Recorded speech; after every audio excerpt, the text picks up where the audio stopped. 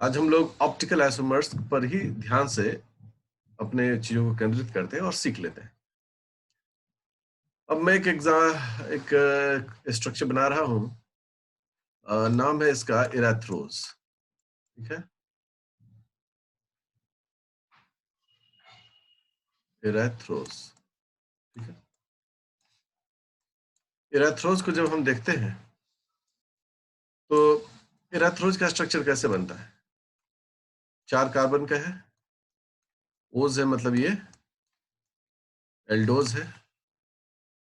तो पहला carbon aldehyde group के रूप में रहेगा। क्योंकि ये फंक्शनल ग्रुप है इसलिए इसका कैरल कार्बन कैपेसिटी नहीं है। बाकी हम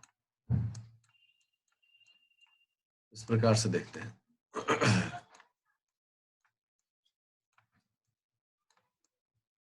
ठीक है, ये हमारा इराथ्रोज हो गया 4 कार्बन का। ठीक है, और नंबरिंग भी डाल देते हैं। Carbon number 1, 2, 3 and 4। अब आप गौर करें, पहला तो फंक्शनल ग्रुप है, फंक्शनल ग्रुप है इसलिए होगा नहीं है। दूसरा कार्बन को अगर हम देखें तो इस कार्बन पर चारों तरफ 4 अलग अलग ग्रुप है। इधर हाइड्रोजन है, इधर OH ग्रुप है, इधर CHO ग्रुप है, और इधर इतना बड़ा ग्रुप है इसके पास। कहने का मतलब है कि यह जो है एक कैरल कार्बन है। तो हमने इसको टिक लगाया। हाँ, ये चारों 4 ग्रुप है, ये कैरल कार्बन है। तो हम लोग अगले की ओर बढ़ते हैं। का 3 थर्ड को देखें तो hydrogen is different from OH। नीचे CH2OH है और ऊपर जो है वो 2 कार्बन का है एल्डिहाइड ग्रुप। मतलब ये भी, इसमें भी 4 ग्रुप, चारों क्या है, अलग अलग है। ये भी एक कैरल कार्बन है। लेकिन जब हम लोग वही सबसे नीचे को देखते हैं तो चूंकि 2 हाइड्रोजन इसमें सिमिलर है, 2 हाइड्रोजन सिमिलर है, इसलिए यह कैरल कार्बन नहीं होगा। इस 4 में से सिर्फ 2 ही कैरल कार्बन है, बाकी कैरल कार्बन नहीं है। जब इस तरह का चीज हमारे सामने रहता है तब एक आता है कि what is the possible number of optical isomer? What shall be the possible number of optical isomers of इलेक्ट्रोज? ठीक है, इसके लिए फॉर्मूला है कि number of optical isomers is equal to 2 के पावर n। 2 के पावर n जैसे ही हम लोग बोलते हैं तो इसका मतलब होता है कि n क्या है। यहाँ पर सवाल आएगा कि ये जो n हमने पावर लिया है, यह n क्या है। वी ऑल नो कि n जो है वो नंबर ऑफ पैरल कार्बन है इन द मॉलिक्यूल। एक मॉलिक्यूल में टोटल कितने कार्बन है कैरल, उस पर डिपेंड करता है। तो अगर हम लोग इलेक्ट्रोज का निकालें तो number of optical isomer is equal to 2 into 2 का पावर 2। तो 2 का पावर 2 अगर हो तो बहुत ही आसान है, इसका आंसर हो गया 4। मतलब 4 तरह का इसका ऑप्टिकल आइसोमरिक फॉर्म हम लोग का ऑब्टेन होगा। ये पर अगर हम लोग इसी इरेथ्रोज का इरेथ्रोलोज बनाए, कीटोज बनाए, ठीक है, हम एग्जांपल लेते हैं इरेथ्रो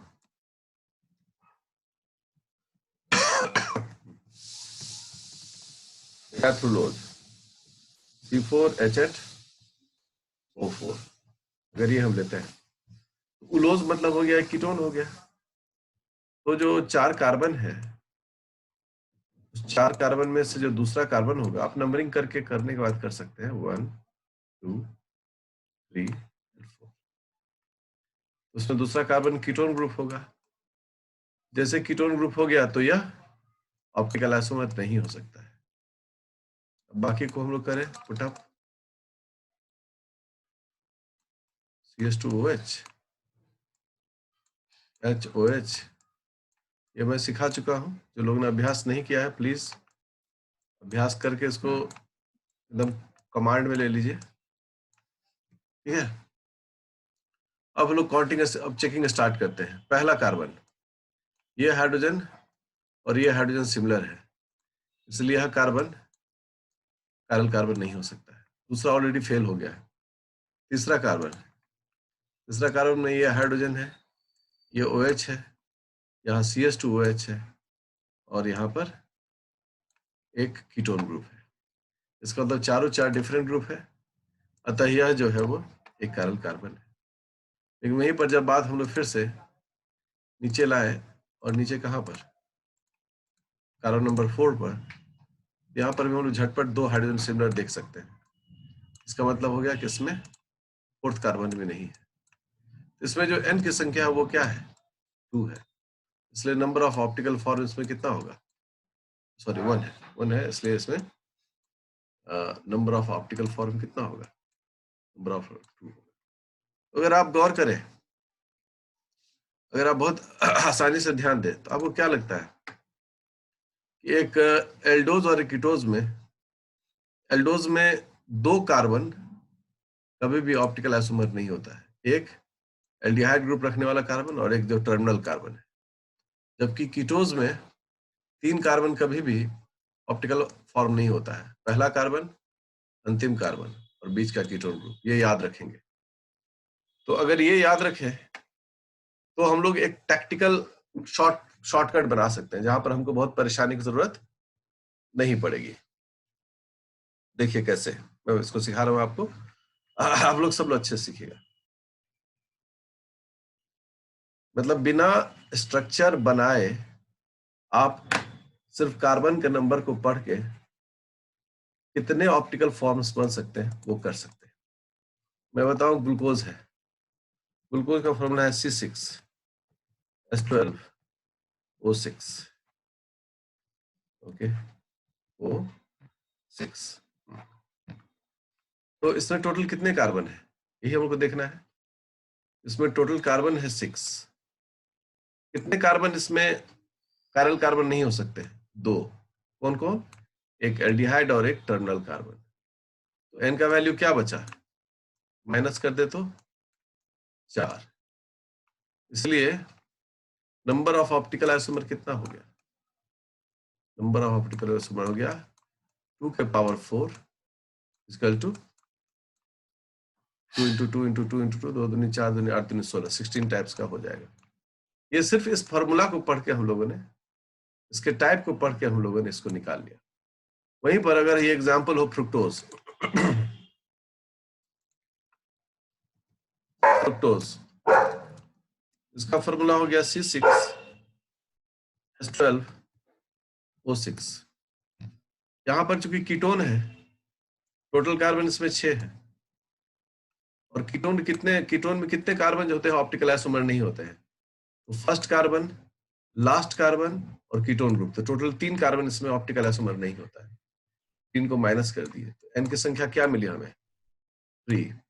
नंबर ऑफ ऑप्टिकल आइसोमर कितना हो गया, 2 का पावर 3, और 2 का पावर 3 मतलब हो गया सीधे 8। अब देखिए, ये एक ऐसा टेक्निक और फॉर्मूला है जिस फॉर्मूला में आपको कभी भी ज्यादा स्ट्रक्चर पर ध्यान देने की जरूरत नहीं है। आप महज फॉर्मूला और टाइप से ही आप उसको इवेलुएट कर सकते हैं without making n number of structure. But मैं हमेशा कहता हूं कि शॉर्टकट तभी यूज हो सकता है जब हम लॉन्ग कट जानते हो। शॉर्टकट उसी स्टूडेंट के लिए फ्रूटफुल होता है जो उसको एक्सप्लेन भी कर सकता है, ठीक है। अब अगर सोचो कि हम लोग राइबोज लें, डीऑक्सी राइबोज लें, ठीक है ना, 2-डीऑक्सी राइबोज, तो इसका फॉर्मूला क्या है, C5H10O5, लेकिन इसमें O4। लेकिन इसमें खास क्या बात है, इसमें खास बात, जब इसके स्ट्रक्चर में जाते हैं तो हम लोग क्या देखते हैं कि चूंकि एक कार्बन जो है ये तो ओज है, तो हम लोग क्या कहते हैं कि 5 कार्बन में से 2 कार्बन घटा दें तो टोटल इसमें 3 कार्बन है जो कि काइरल कार्बन है। लेकिन चूंकि उसमें कहता है कि सेकेंड कार्बन पर ऑक्सीजन नहीं है, तो सेकेंड कार्बन पर भी क्या हो जाता है,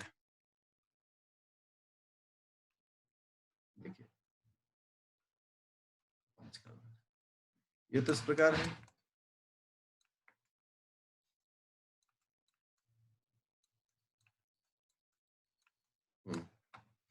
पहला कार्बन है एल्डिहाइड ग्रुप, हम लोग कहते हैं ये नहीं होता फंक्शनल कार्बन कार्बन, लास्ट में भी नहीं होता क्योंकि दो हाइड्रोजन सिमिलर है। लेकिन इसमें एक यूनिक बात क्या है, सेकेंड कार्बन भी जो है उस पर दो हाइड्रोजन ही है, अर्थात इसमें सेकेंड कार्बन भी सिमिलर होने कारण कारण नहीं है। इसमें आंसर क्या होता है, इसमें आंसर दो की जगह पर यहाँ पर 3 लिखना होता है हम लोग को। 3 कार्बन जो है वो मतलब कार्बन नहीं है, इसलिए इसमें n की संख्या क्या होती है 2। तो ये चतुराई जो है वो होना चाहिए स्मार्ट टच। कहीं अगर बोला जा रहा है डीऑक्सी, डीऑक्सी मतलब ऑक्सीजन खत्म, अब सोचो कि हम लिखें 2 डीऑक्सी ग्लूकोज, इसका मतलब स्पष्ट है कि दूसरे कार्बन पर भी OH में ऑक्सीजन नहीं है, वहां पर हाइड्रोजन है, तो दो हाइड्रोजन रहने के कारण वहां सिमिलैरिटी हो जाएगी। तो तुरंत इसका फॉर्मूला हम लोग क्या लिखेंगे, इसमें लिखेंगे कि टोटल 6 कार्बन है और उसमें से 3 कार्बन जो है वो पैरेलल नहीं है, इसलिए n की संख्या होगी वो क्या होगी, n की संख्या वो हम लोग देख रहे हैं कि how does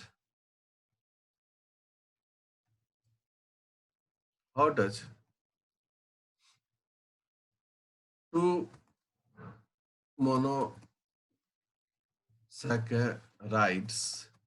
monosaccharides with similar molecular formula and type can be different from each other।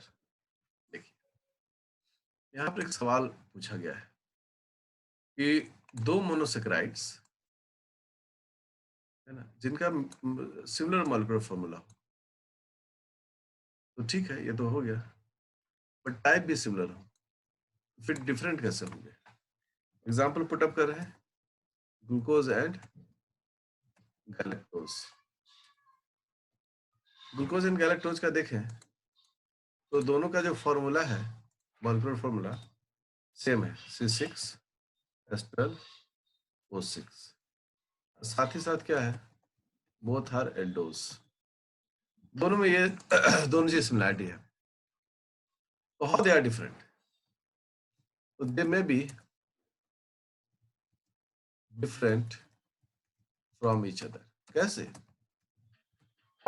से कैसे अलग हो सकते हैं, they may be different from each other at a specific carbon atom with different orientation of hydroxyl group। ठीक है, तो आप समझे कि स्पेसिफिक कार्बन पर दोनों में हाइड्रोक्साइल ग्रुप का लोकेशन अगर बदल जाए, राइट साइड से लेफ्ट साइड चला जाए या लेफ्ट साइड से राइट साइड चला जाए, तो निश्चित रूप से आप समझ लें कि वहां पर डिफरेंस पैदा होगा। आप सब लोग देखिए इस स्ट्रक्चर को मैं ड्रॉ करता हूं, 1 2 3 4 5, ऊपर ही बढ़ा देते हैं 6,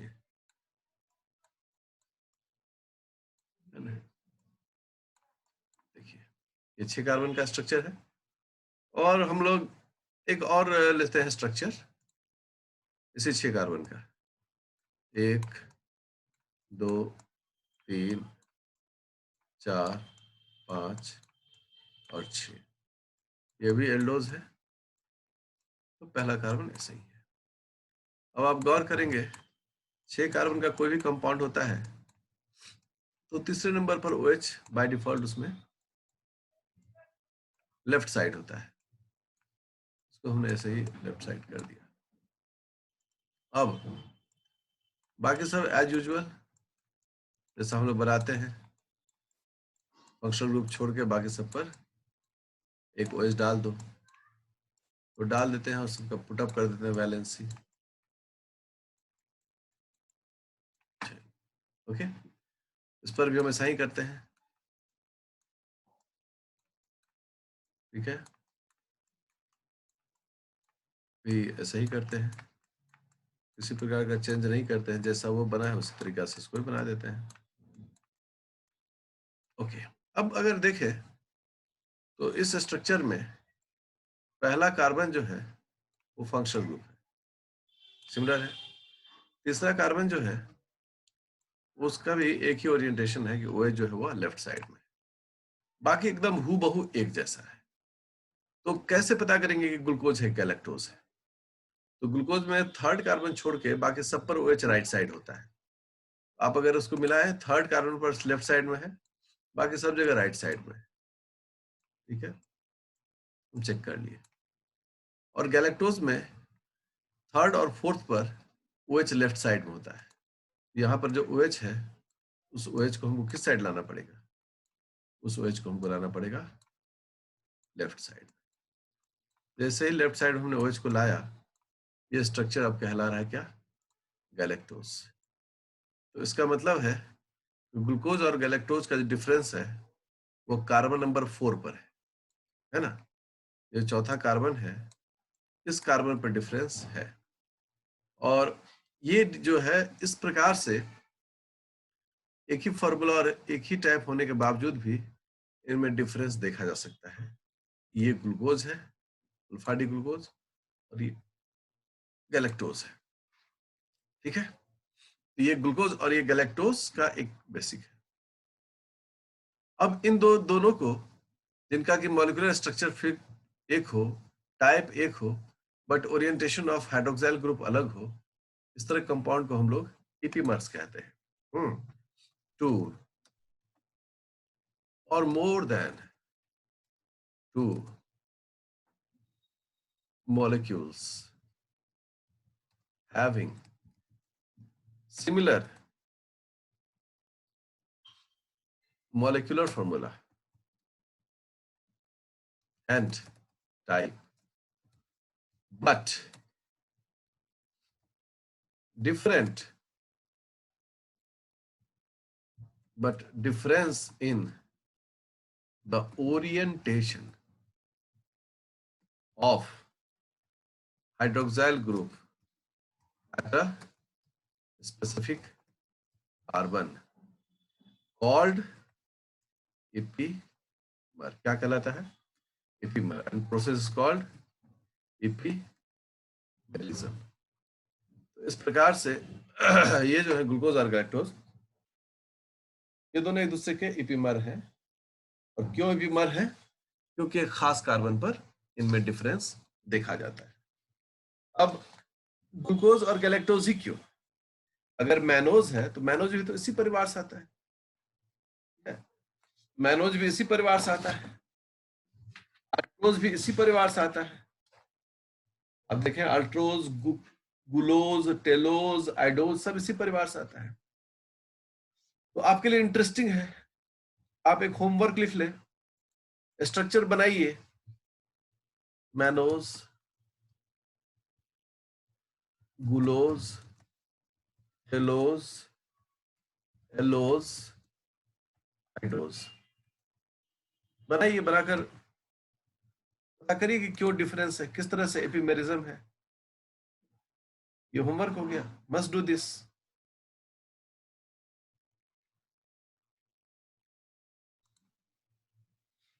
कैसे कैसे एक चेन से रिंग स्ट्रक्चर बन जाएगा या रिंग से चेन स्ट्रक्चर हो जाएगा? तो ऐसा तभी संभव है जब हम एक बार दोहराएं कि ये हेमी एस्टल और हेमी कीटल प्रॉपर्टी होता है। और शुगर जो है उसमें खास बात क्या है कि मोनोसेकेराइड में एक ही चेन में एल्डिहाइड या कीटोन या अल्कोहल ये ग्रुप होता है। मतलब निश्चित रूप से एक एल्डिहाइड या कीटोन और अल्कोहल ग्रुप एक ही चेन में होता है। और एल्डिहाइड और अल्कोहल आपस में जुड़ सकते हैं। कैसे? आप देखिए, RCOH, ROH एक अल्कोहल है और एक एल्डिहाइड है, ठीक है। जब इसमें केमिकल रिएक्शन स्टार्ट होता है तो यहां से ये जो एक डबल बॉन्ड होता है वो शिफ्ट करता है। शिफ्ट करने से ऑक्सीजन पर एक माइनस चार्ज आ जाता है और कार्बन पर प्लस चार्ज। उसी प्रकार जब ये R1 जो है, इसको 1 को हम नीचे लिख दें ताकि हम चार्ज ऊपर शो कर सकें, ऐसे। जब ये ओपन होता है, इस पर भी हालात कुछ इसी प्रकार से चार्ज वाले होते हैं। OH पर माइनस चार्ज होता है और R पर प्लस चार्ज होता है। अब यदि इस प्रकार से हो तो क्या होगा? होगा ये जो R है वह जाके इस O से जुड़ जाएगा और ये जो OH है वह इस कार्बन से जुड़ जाएगा। और जैसे ही जुड़ जाएगा तो स्ट्रक्चर कैसा दिखेगा?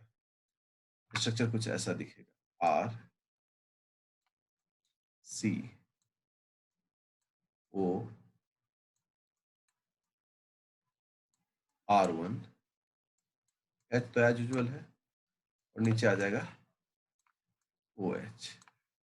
अब गौर करने की बात है, कुछ चीजें बहुत बारीकी से गौर करना चाहिए। एक बार उसके बाद ये कार्बन जो है जिसको मैंने कलर किया है, यह कार्बन किसका कार्बन है? यह एल्डिहाइड ग्रुप का कार्बन है, फंक्शनल ग्रुप का कार्बन। इस फंक्शनल ग्रुप के एक साइड में OH आ गया। ये OH अभी किसके पास था? हम लोग कहते हैं कि ये OH जो है वो अभी इसके पास था, अल्कोहल ग्रुप कार्बन के पास था। और ये जो R1 आया है, ये R1 भी किसका था? ये अल्कोहल ग्रुप का ही R1 था। इसका मतलब है कि जो अल्कोहल ग्रुप का कार्बन है या R1, यह इस ऑक्सीजन से क्या होता है? जुड़ जाता है और जुड़कर ये हेमिक एस्टर का फॉर्मेशन करता है। और ठीक इसी प्रकार से हेमिकेटल का भी फॉर्मेशन होगा। लेकिन मैं चाहूंगा कि पहले आप इससे कोई सवाल हो तो पूछ लीजिए। अब हम लोग हेमिकेटल की ओर चलते हैं, ठीक है? हेमिकेटल की ओर चले तो वो कुछ इस प्रकार से दिखेगा।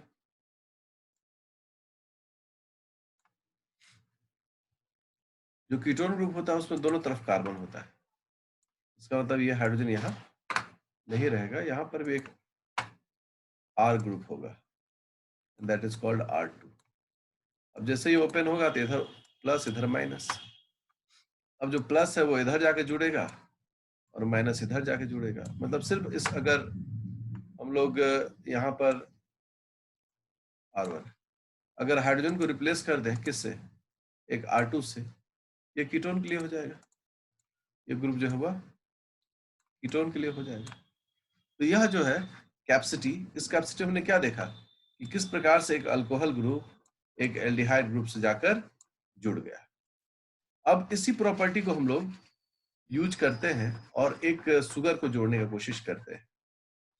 तो दो तरह का रिंग स्ट्रक्चर जो है वह सुगर में हम लोग देख पाएंगे। दो से तीसरा कोई स्ट्रक्चर होता नहीं, लेकिन हम थोड़ा सीखते हैं, ठीक है? हैवर्थ फार्मूला हम लोग राइबोज ले रहे हैं, ठीक है? 1 2 3 4 5 डबल बॉन्ड ये हो गया आपका एल्डिहाइड ग्रुप और ये हो गया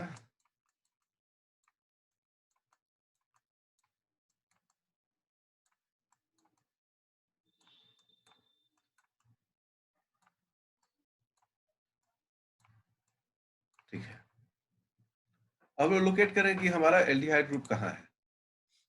यहाँ है। और हम लोकेट करें कि हमारा अल्कोहल ग्रुप कहाँ है? अल्कोहल ग्रुप यहाँ है, यहाँ है, यहाँ है। अरे बाबा, चार चार अल्कोहल एक ही कंपाउंड में, तब तो बहुत चांस है, आराम से हम लोग जोड़ सकते हैं। लेकिन जुड़ेगा किस पर? जो अल्कोहल इजीली डोनेट कर सकता है, जो कंपैरेटिवली थोड़ा कमजोर है। तो जो अंतिम कार्बन है, जो सबसे दूर है, वो सबसे कमजोर है। बेसिक हम लोग यही समझते हैं, जो हमसे दूर रहता है वो उससे रिश्ता हमारा क्या होता है? कमजोर होता है। किंतु इस पांचवें लास्ट नंबर कार्बन पर दो हाइड्रोजन है जो एक तरह का ही ताकत लगाता है कार्बन पर, इसलिए यह OH ग्रुप शिफ्ट नहीं हो सकता है। अर्थात कि लास्ट कार्बन जो है वह स्टेबल है। तो सेकेंड लास्ट जो है वो सबसे अनस्टेबल होता है, सबसे वीक होता है। तो आप दिमाग में बिठा के चलते हैं, कोई भी रिंग में सेकेंड लास्ट कार्बन ही हमारा टारगेट। अब आप देखें हम क्या कर रहे हैं इसमें। अब होगा ये, यहां से एक बॉन्ड हटा, ठीक है, ऑर्गेनिक केमिस्ट्री का एक रूल के अंदर में। यहाँ पर डेवलप किया माइनस चार्ज, यहाँ पर डेवलप किया कार्बन पर प्लस चार्ज, जो एल्डिहाइड ग्रुप का प्रॉपर्टी। और अब सेकेंड लास्ट वाला जो है उसकी ओर हम लोग चले, उसकी ओर चले तो यहां से निकला ये ग्रुप। OH पर कौन सा ग्रुप हो गया? माइनस, और कार्बन पर क्या चार्ज आ गया? प्लस। ओके, अब ये OH ग्रुप ट्रांसफर कहाँ होगा? माइनस है तो इस कार्बन पर आएगा, तो हम लोग इस OH ग्रुप को ट्रांसफर करते हैं इस कार्बन पर। कार्बन पर जैसे ट्रांसफर करते हैं OH ग्रुप आएगा और यहाँ पर ऐसे आकर जुड़ गया, जैसे जुड़ा वैसे यहाँ पर प्लस चार्ज हट गया। ओके, इतना बड़ा रिंगा रोजेस भी क्या हो गया? हट गया। ये भाई जी भी यहां से हट गया। इसका मतलब क्या हो गया कि ये OH यहां पर जुड़ गया। अब ये प्लस और ये माइनस आपस में जुड़ना है, ठीक है, कुछ नहीं होना है, यहां से एक बॉन्ड हम लोग हेवर्थ इसी तरह से बनाए थे, इसलिए इसको हेवर्थ फॉर्मूला कहा। ये आपस में जोड़ दिया गया एक बॉन्ड द्वारा, यहाँ से प्लस और यहाँ से माइनस। इस फॉर्मूला को हम लोग इस तरह के लिखने के पैटर्न को कहते हैं हेवर्थ फॉर्मूला। ठीक है, ये समझने के लिए बहुत एक बढ़िया मेथड था हेवर्थ फॉर्मूला। अब हम लोग काउंट करते हैं कि इसमें कितने कार्बन है रिंग के अंदर में। एक कार्बन, दो कार्बन, तीन कार्बन और चार कार्बन। और कोई है? हम लोग कहते हैं कि हाँ, एक ऑक्सीजन भी है। तो टोटल इसमें 5 मेंबर हैं, 4 कार्बन और एक ऑक्सीजन। इस तरह के रिंग को हम लोग क्या कहते हैं? 5 मेंबर्ड रिंग। एक ऑक्सीजन और 4 कार्बन, एक ऑक्सीजन और 4 कार्बन। और जैसे ही ये एक ऑक्सीजन और 4 कार्बन हो गया, इस तरह के ग्रुप को हम लोग कहते हैं पुरान। ये जो स्ट्रक्चर है वो किसका है? पुरान का। इसका मतलब इस तरह का कोई भी रिंग मिलेगा उसे हम लोग क्या बोलेंगे? पुरान। अब चूंकि यहाँ पर ये शुगर के साथ स्टडी हो रहा है, तो ओज, पुरानोज, ये ग्रुप हो गया फुरानोज, फुरान में ओज।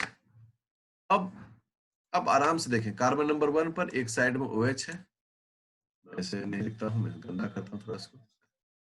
एक साइड में OH है, एक साइड में हाइड्रोजन है, इधर राइट उधर लेफ्ट। तो हम लोगों ने कहा कि यहाँ पर एक ऐसे लकीर खींचा कार्बन के साथ, इस कार्बन के साथ, इस कार्बन के साथ और इस कार्बन के साथ। तो पहले कार्बन इस पर क्या है? एक OH है नीचे की ओर और ऊपर है H, ठीक है। दूसरे पर भी OH right side, H left side, right side नीचे होता है OH H। तीसरे पर भी वैसा ही OH H OH H। चौथे पर नीचे है हाइड्रोजन और बाकी एक तरफ है CH2OH। ये बाहर है, रिंग के बाहर, तो रिंग के बाहर हो गया CH2OH। ये हो गया 5वां कार्बन जो बाहर है रिंग के। ये कार्बन नंबर 1, ये 2, ये 3, ये 4। अब देखिए एक रिंग बनकर आपका हो गया तैयार। इस रिंग के स्ट्रक्चर को हम लोग क्या बोलते हैं? फुरानोज। ओके, अब जैसे कि ये कंपाउंड किसका है? राइबोज है, तो इसको लोग कैसे लिखते हैं? राइबो पूरा,